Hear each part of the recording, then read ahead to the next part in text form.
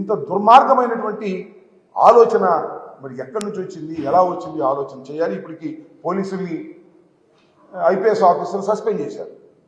Suspend చేస్తే ఏమైంది చెప్పండి? పోయిన కాలం తిరిగి వస్తుందా? తలలు పగిలిన తలలు అతుక్కుంటాయా? చాలా దారుణమైనటువంటి పరిస్థితి ఏర్పడింది. దీన్ని గమనించాలని కూడా నేను మనవి చేస్తున్నాను.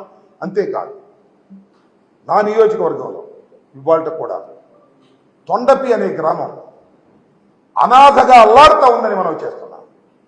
టోటల్ ముస్లిం మైనారిటీస్ అందరూ కూడా ఊరు వదిలి వెళ్ళిపోయి అక్కడో ఇక్కడో తలదాచుకునేటటువంటి పరిస్థితి ఏర్పడింది.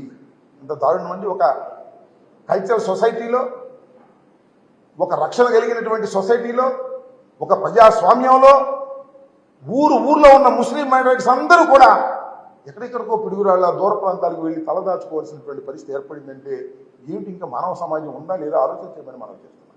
నిన్నక ఆ సిట్ అధికారిని కలిసినప్పుడు కూడా చెప్పారు, తొండపిలో శాంతి భద్రతలు లేవు, ఎక్కడెక్కడో తలదాచుకున్నారు, వాళ్ళందరినీ తీసుకురండి, వాళ్ళందరినీ తీసుకొచ్చి ఆ ఇళ్లలో ఉండే విధంగా చేయాలని. ఏం చేశారండి? తొండపిలో ఇళ్ళు తగలేశారు, ముస్లింస్ ఇళ్ళు తగలేశారు. అంతేకాదు ముస్లింల బైకులు బళ్ళు మొత్తం తగలేశారు. దారుణంగా ప్లాన్గా చేసి పోలింగ్ అయిపోయిన రోజు సాయంత్రం చాలా దారుణంగా వ్యవహరించారు. అలాగే మాదల్లో కూడా జరిగింది. మాదల్లో తట్టుకోగలిగారు, కానీ తొండపిలో మాత్రం తట్టుకోలేక గ్రామాలు వదిలి పారిపోయినటువంటి పరిస్థితి. చాలా చోట్ల నుంచి నాకు ముస్లిమ్స్ ఫోన్ చేస్తారు, ఏమండి తొండపి వాళ్ళు మా దగ్గరికి వచ్చారు, వాళ్ళు రక్షణ కల్పిస్తున్నాం, ఏంటంటే తొండపి ఎప్పుడు వెళ్తారు ఏంటని నేను మనవి చేస్తున్నాను. మీ ద్వారా సిట్టుకు మనవి చేస్తున్నా, మీ ద్వారా పోలీస్ అధికారులకు మనవి చేస్తున్నా, కొత్త ఎస్పీ గారు ఇంకా జాయిన్ అయినట్టుగా లేరు, వాళ్ళందరికీ మనవి చేస్తున్నా. తొండపిలో శాంతి భద్రతలు నెలకొల్పే విధంగా చూడండి.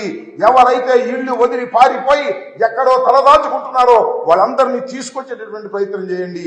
ఇలాంటి పరిస్థితి నేను ఈ మధ్యకాలంలో ఎప్పుడు చూడలేదు.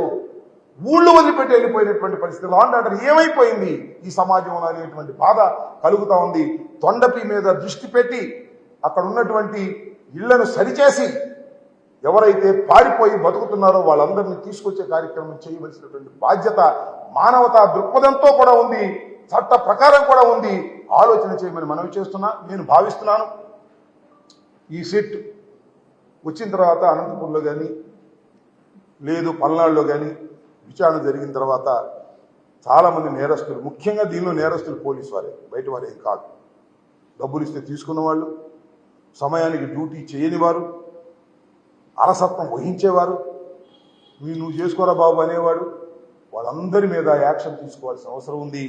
నేను సిట్ వారికి కూడా చెప్పాను, ఎవరైతే క్యాండిడేట్స్ దగ్గర డబ్బులు తీసుకున్నారో, మెతగ్గా ఉండాలని ప్రవర్తించారో వారందరి మీద యాక్షన్ తీసుకోవాల్సినటువంటి అవసరం ఉన్నది. అదేవిధంగా సత్తెనపల్లిలో ఉన్నటువంటి రాంబాబు అనే సిఐ మీద కూడా నేను ఎన్నికల కమిషనర్కి రిటర్న్గా ఇచ్చాను, ఎస్పీకి రిటర్న్గా ఇచ్చాను, ఐజీకి రిటర్న్గా ఇచ్చాను, సిట్ వారికి కూడా రిటర్న్గా ఇచ్చాను. దాని మీద కూడా విచారణ జరిపి యాక్షన్ తీసుకోవాలి. కొంతమంది పోలీస్ అధికారుల మీద నేను మనవి చేస్తున్నాను.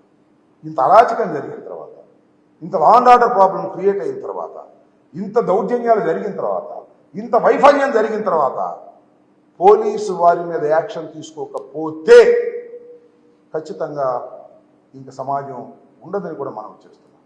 ఒక తప్పు చేసిన వారి మీద శిక్ష జరగాలి. జరిగినప్పుడు సమాజం బాగుపడుతుంది. మళ్ళీ భయం వేస్తుంది, ఎస్ మనం డ్యూటీ సరిగ్గా చేయకపోతే ఇంకా మనకు శిక్ష తప్పదు అనేటువంటి భావన కలిగే విధంగా ఈ సిట్ న్యాయం చేస్తుందని, ఖచ్చితంగా ఎవరైతే పోలీసు అధికారులు అలసత్వంతో ఉన్నారో, ఎవరైతే కరప్ట్ అయ్యి డ్యూటీని చేయలేదో వాళ్ళందరి మీద వేటు వేయవలసిన అవసరం ఉంది. ఇప్పటికే కొంతమంది సస్పెండ్ చేశారు, అవసరమైతే రిమూవ్ చేయాల్సినటువంటి అవసరం కూడా ఉంటుంది. ఎన్నికల సమయంలో పోలీసు వ్యవస్థ ఫెయిల్యూర్ అయితే ఎంత దారుణాలు జరుగుతాయి, ఫలితాలు తారుమారవుతాయి, ప్రజల యొక్క అభిప్రాయాన్ని వ్యక్తం చేయలేని పరిస్థితి వస్తుంది. కాబట్టి పోలీసు అధికారులు దీని మీద యాక్షన్ తీసుకుంటారని, రాజ్యాంగం వారికి కల్పించినటువంటి హక్కును సద్వినియోగం చేసుకుంటారనేటువంటి విశ్వాసంతో నేను ఉన్నాను.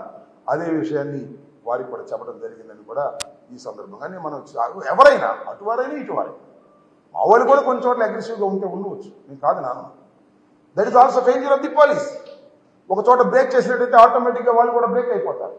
అలసత్వంగా వ్యవహరించినటువంటి వారి మీద తప్పనిసరిగా యాక్షన్ తీసుకోవాలని మీ ద్వారా అధికారులను కోరుతున్నాను. చట్టం కూడా తన పని తాను చేసుకుంటుందని భావిస్తున్నాను.